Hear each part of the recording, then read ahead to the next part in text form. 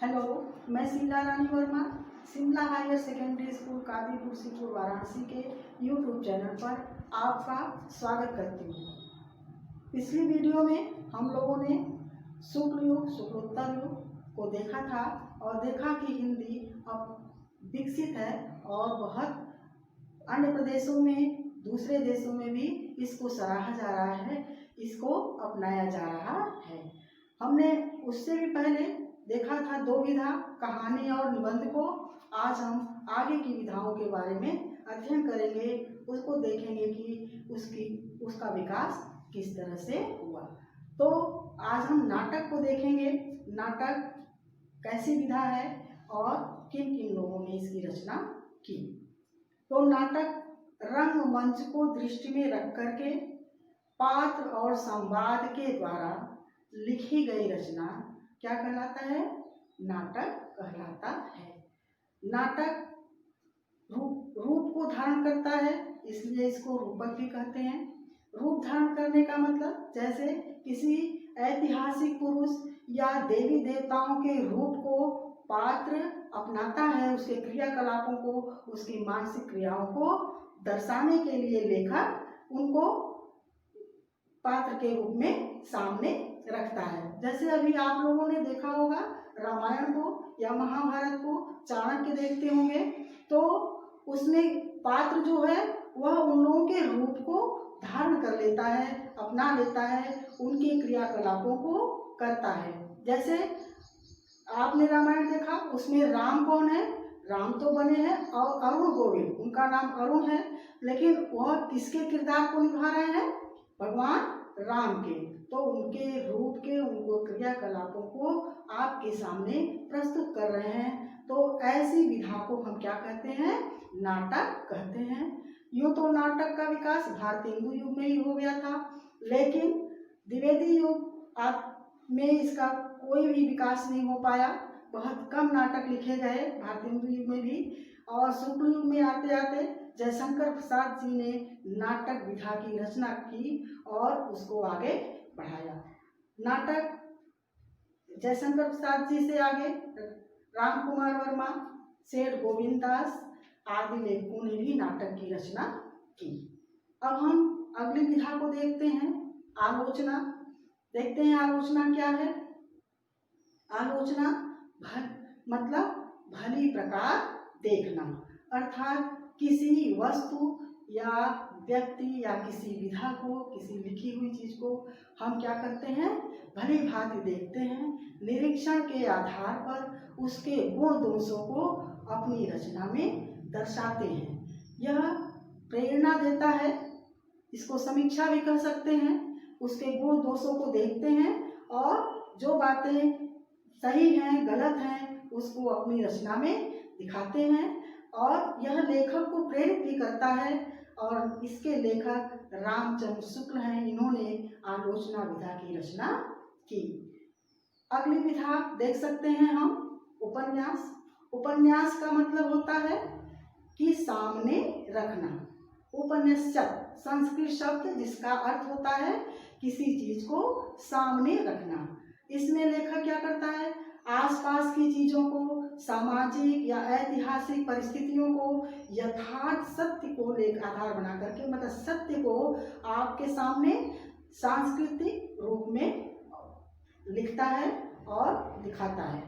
तो उपन्यास भी लिखा जाने लगा था भारतीय हिंदू युग से ही, लेकिन मुंशी प्रेमचंद जी के आगमन के साथ इसका बहुत तेजी से विकास हुआ और ये लिखा जाने लगा। जयशंकर प्रसाद, प्रेमचंद जी आदि लेखकों ने उपन्यास की रचना का प्रारंभ किया। हम आगे नोट कर लेंगे कि किन किन लोगों ने नाटक, आलोचना और उपन्यास को लिखा है।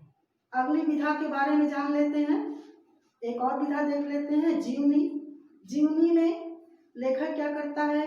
किसी विशेष व्यक्ति, किसी महापुरुष के जीवन के प्रारंभ से, जन्म से लेकर अंत तक की घटनाओं को, क्रियाकलापों को जो दिखाई पड़ता है उसको लिखता है। जन्म से मृत्यु तक की बातों को उस रचना में दर्शाता है। इसकी सबसे बड़ी विशेषता है कि इसका प्रामाणिक होना आवश्यक है। यह सत्य हो, हम किसी के बारे में कुछ भी उठाकर नहीं लिख सकते। जो बातें उसके जीवन की सत्य हो वही लिख सकते हैं, इसीलिए इसका प्रामाणिक होना आवश्यक होता है। अब देखते हैं कुछ लेखक और उनकी रचनाएं, ताकि आप समझ लें कि इस तरह के प्रश्न भी आएंगे कि किसने क्या लिखा है। शेष किताबों में से भी आप अध्ययन कर सकते हैं। उदाहरण के तौर पर मैं आपको ये दिखाना चाहती हूँ। जैसे नाटक जयशंकर प्रसाद जी ने लिखा, उनकी कुछ रचनाओं को देख लीजिए। स्कंदगुप्त, चंद्रगुप्त, अजातशत्रु, ध्रुवशालिनी, विशाख, राजश्री, कामना, ये उनकी नाटक विधा की रचना है। और दूसरे हैं प्रताप नारायण जी ने भी लिखा है नाटक, उनके नाटक हैं कवि प्रभाव, हठी हमीर, गौशंकर। प्रेमचंद जी ने लिखा है करबला, प्रेम की वेदी, रूठी रानी। ये नाटककार हैं और इनकी लिखी हुई नाटक विधा की रचना है। ऐसे ही अब देख लीजिए, धर्मवीर भारती जी ने भी लिखा है मानस मूल्य, साहित्य और नदी प्यासी थी। ये इनकी रचना है, नाटक है। अब हम दूसरी विधा को देख लेते हैं। आलोचना हमने पढ़ा था। आलोचना किन लोगों ने लिखा और उनकी कौन सी रचना है जो आप आलोचना की श्रेणी में रख सकते हैं। आचार्य रामचंद्र शुक्ल जी ने आलोचना विधा में रचना की है, सूरदास, रसमीमांसा और त्रिवेणी। वैसे ही पद्मलाल, पूर्णालाल बख्शी जी ने भी लिखा है आलोचना विधा। तो पहला उनका क्या है, विश्व साहित्य, हिंदी साहित्य विमर्श और साहित्य शिक्षा। अब महादेवी वर्मा जी ने भी आलोचना विधा की रचना की। उनकी रचना का नाम है हिंदी का विवेचनात्मक गद्य। ऐसे ही हम अगली विधा को भी देखते हैं कि क्या किन लोगों ने क्या लिखा है। उपन्यास में मुंशी प्रेमचंद जी, सेवा सदन, गोदान, गबन, निर्मला, रंगभूमि, कर्मभूमि, ये इनकी रचनाएं हैं जो क्या है, उपन्यास है। आप इसके बारे में बहुत सुने होंगे। सेवा सदन इनकी पहली उपन्यास है, पहली रचना है उपन्यास की सेवा सदन। और निर्मला को आपने सीरियल में देखा होगा, आ रहा था बहुत दिनों तक दूरदर्शन पर निर्मला। और रंगभूमि, कर्मभूमि, ये इनके उपन्यास हैं। और दूसरे जयशंकर प्रसाद जी को देख लीजिए, इन्होंने भी उपन्यास की रचना की है। इनका कंकाल, तितली, इरावती इन्होंने लिखना शुरू किया था, लेकिन अभी ये पूर्ण नहीं हो पाया था, वो अभी तक अधूरा है। दूसरा अगले लेखक को देखते हैं जिन्होंने उपन्यास की रचना की, धर्मवीर भारती। इनका है गुनाहों का देवता, सूरज का सातवां घोड़ा। भारतेंदु हरिश्चंद्र जी ने उपन्यास लिखा है कुछ, तो उसमें पूर्व, प्रकाश, चंद्र, प्रभा। अब हम देखते हैं जीवनी विधा को किन लोगों ने लिखा। जीवनी डॉक्टर राजेंद्र प्रसाद, इनका नाम आप लोगों ने सुना होगा। ये हमारे देश के पहले राष्ट्रपति रहे हैं। चंपारण में गांधी, इन्होंने जीवनी लिखी। और श्री राम शर्मा ने गंगा मैया और नेताजी नामक क्या लिखा है, जीवनी विधा लिखी है। इस प्रकार आप देख रहे हैं कि किन लोगों ने, ये मुख्य है, इन लोगों ने और रचनाएं की हैं, लेकिन आप अभी इसको आगे जब गहराई से पढ़ेंगे, चैप्टर को पढ़ेंगे, तो उसमें इनकी जीवनी आएगी लेखक की, तो विस्तार से और बताया गया होगा। कुछ कुछ नामों को आपको बता दिया गया है। अगली विधा आत्मकथा। देखते हैं आत्मकथा कैसे लिखते हैं। तो आत्मकथा अपने जीवन की स्मरणीय घटनाओं को लेखक विश्लेषण करता है, विवेचन करता है और लिखता है। दो प्रकार की आत्मकथा, एक क्या होता है, आत्मकथा अपनी कथा, दूसरी पर कथा, दूसरे की कथा। दूसरे के जीवन के विषय में भी लेखक लिख सकता है और अपने जीवन के विषय में भी लिख सकता है। और वो पूरी घटना प्रमाणित होनी चाहिए, सही होनी चाहिए और निर्दोष दृष्टि से लिखा होना चाहिए। इसमें लेखक का तटस्थ होना आवश्यक है। कभी कभी ऐसा होता है लेखक अपनी आत्मकथा लिखता है तो जहाँ अवगुणों की बात आती है वहाँ उसके कलम डगमगाने लगते हैं। इसलिए इसकी सबसे बड़ी महत्वपूर्ण बात पर ध्यान देना होता है कि उसको तटस्थ होकर लिखना पड़ेगा और निर्दोष दृष्टि से लिखना पड़ेगा। ऐसा नहीं है कि कहीं पक्षपात दिखाई पड़े। तो अपने जीवन के स्मरणीय घटना घटनाओं को क्रमबद्ध तरीके से विश्लेषण करके लेखक जो विधा लिखता है वही आत्मकथा कहलाती है। आत्मकथा का प्रारंभ भारतेंदु युग से ही हो गया था। अगली विधा देखते हैं। अगली विधा है रेखा चित्र।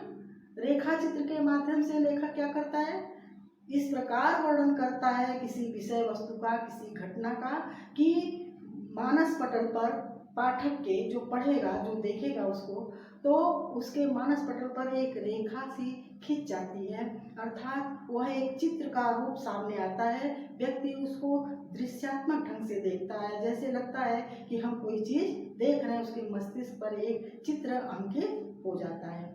उसको आकर्षक बनाने के लिए इसको कलात्मकता की ओर ले जाता है। चित्रकला और साहित्य का सुंदर संगम होता है, दोनों का सामंजस्य बहुत सुंदर दिखाई पड़ता है इसमें, और मनोरंजन के लिए भी आकर्षक ढंग से लेखक इसको लिखता है। तो रेखा चित्र एक साफ सुथरी चित्रण आपके सामने दिखाई पड़ता है, उसे हम क्या कहते हैं, रेखा चित्र। अभी हम देखेंगे कि इन विधाओं को किन लोगों ने कौन सी रचना की, एक एक दो दो सबका जान लेंगे ताकि आपको सुविधा से समझ में आ जाए कि रेखा चित्र क्या है और आत्मकथा क्या है। अगला देखते हैं संस्मरण। एक विधा है संस्मरण।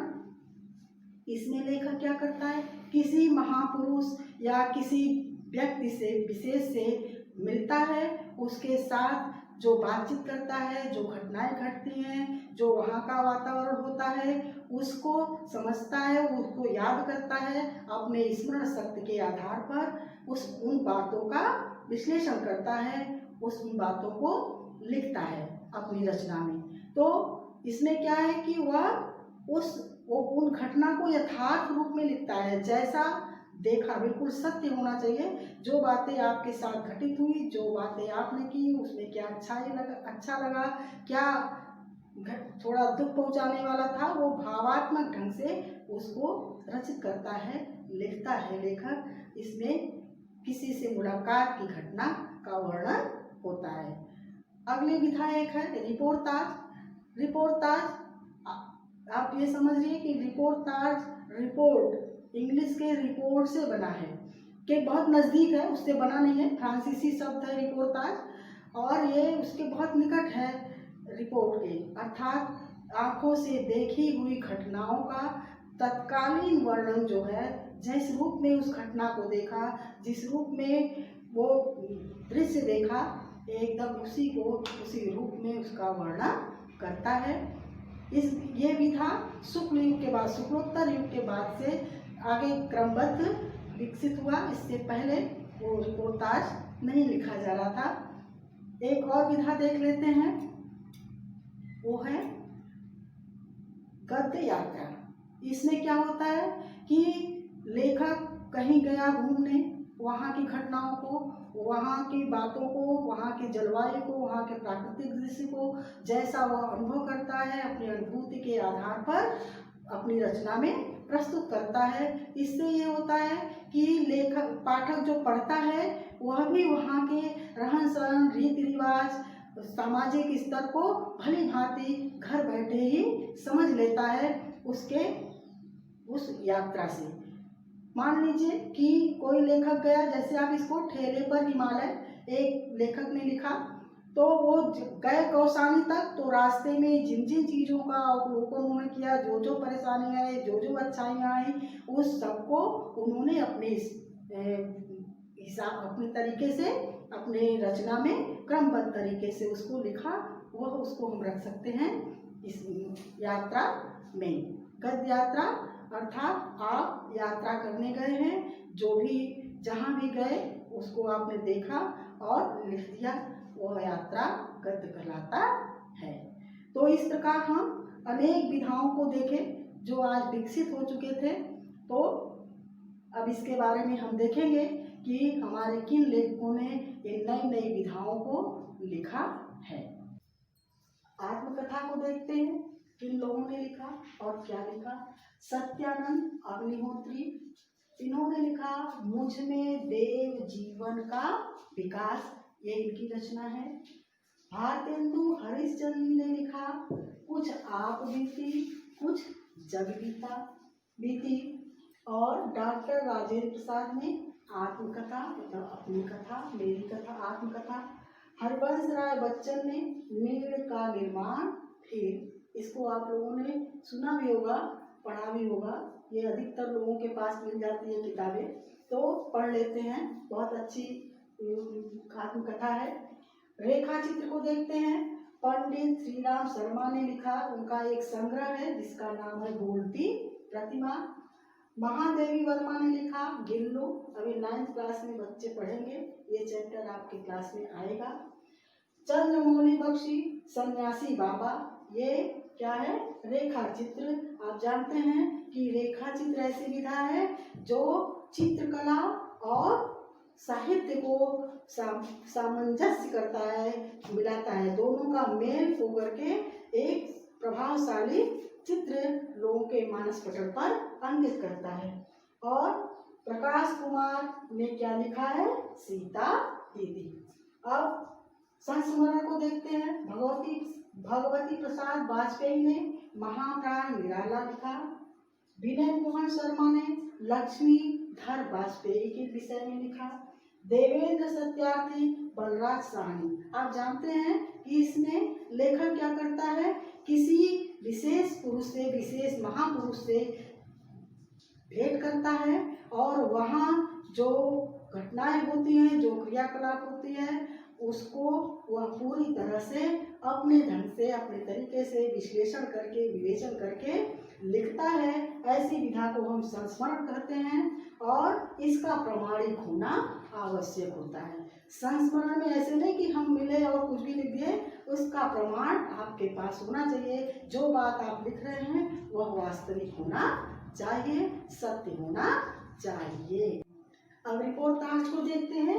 रणगे राघव अदम्य जीवन और शिवदान सिंह चौहान ने मौत के खिलाफ जिंदगी की लड़ाई, इन लोगों ने रिपोर्टाज लिखा।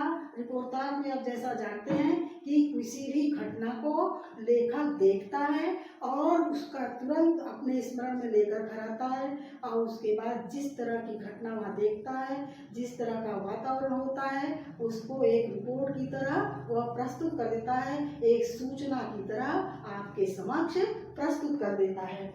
और यात्रा साहित्य को देखते हैं कि किसने लिखा है? महादेवी वर्मा ने लिखा, उनका है लंदन यात्रा। शिव प्रसाद गुप्त जी ने लिखा पृथ्वी प्रदक्षिणा। और धर्मवीर भारती ने लिखा ठेले पर हिमालय।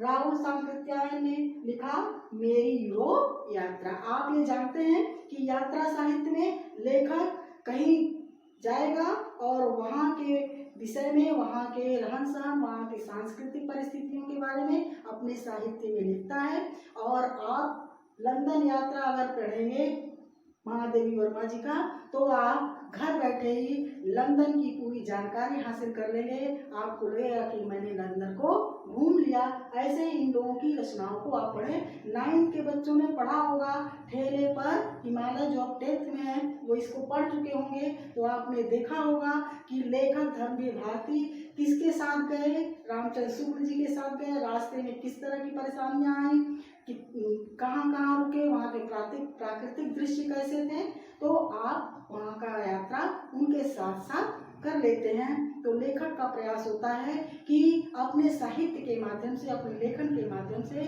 आपको पूरी यात्रा करा देता है। अब देखते हैं गद्य काव्य। गद्य काव्य छंद विहीन होते हुए भी गद्य क्या करता है? कविता की तरह आपको आनंद प्रदान करता है। ये काव्य और गद्य दोनों के बीच की विधा है। तो इसमें देखते हैं किसने लिखा है? रविंद्रनाथ टैगोर ने गीतांजलि अंग्रेजी भाषा में लिखा, उसका हिंदी अनुवाद भी किया गया, जो हिंदी गद्य में, गद्य साहित्य में सम्मिलित हुआ। तो गीतांजलि क्या है? यह कौन सी विधा है? गद्य काव्य है। रामकृष्ण दास ने साधना लिखा, क्योंकि यह हिंदी अनुवाद किया गया, गद्य में अंग्रेजी से लाया गया, इसलिए साधना को ही हम पहला गद्य काव्य मान सकते हैं। तो आपने अभी तक गद्य की जितनी विधाएं हैं उनको देखा, समझा, सीखा। आपने देखा निबंध कैसे लिख सकते हैं, कहानी कैसे लिख सकते हैं, रिपोर्टाज कैसे लिख सकते हैं, यात्रा साहित्य में कैसा वर्णन होता है, गद्य काव्य में किस तरह की बातें सामने सम्मिलित होती हैं। तो आप भी पढ़िए, समझिए और लाइब्रेरी से पुस्तक मेला लगता है, वहाँ से पुस्तकों को खरीदिए और अध्ययन कीजिए और ईश्वर से प्रार्थना कीजिए कि आप एक सफल लेखक बन सकें। धन्यवाद।